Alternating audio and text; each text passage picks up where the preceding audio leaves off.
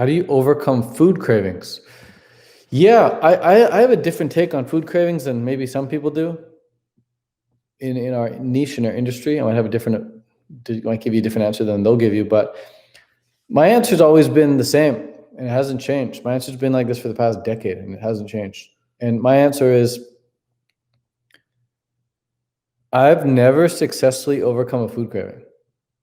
I've just prevented the onslaught of a food craving. So I know how to prevent food cravings. I do not know how to overcome a food craving once it's there. If I get a food craving, I'm going to eat the food. That's the only way for me to end that food craving. Like I'm just going to eat the food. So maybe that's the answer. How to overcome a food craving? Give in and eat the food that you're craving.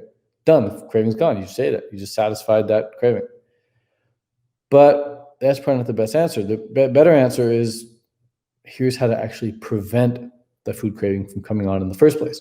And the answer for that, my friends, is to stay full. On a physical level, it's to stay full.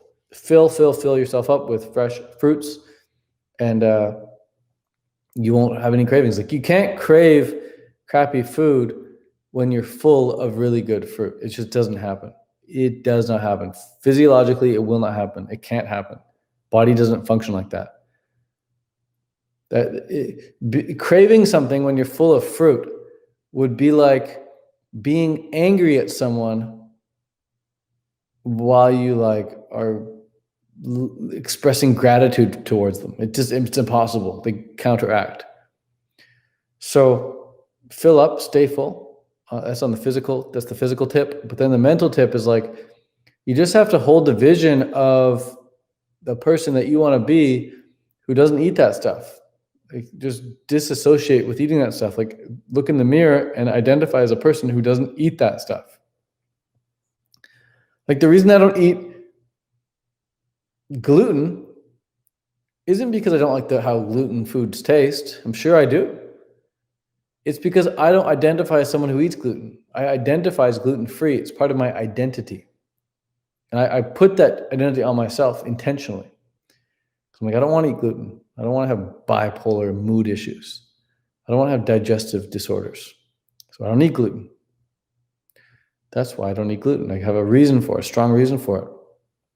And I identify as a person who's gluten-free. So I don't crave gluten. I don't crave pasta or bread or any of that crap because I don't eat gluten. It's part of my identity. So that's how you can prevent food cravings in the future. But if a food craving comes on in the moment, I have no other advice for you than just to give in and eat it and then make a strategy, make a plan so that you never eat it again. I've been really good at that. I'm really proud of myself for my ability to do that.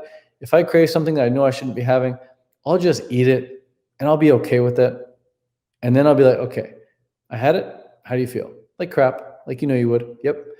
How are we going to prevent this going forward? Okay, let's come up with a plan. So I come up with plans.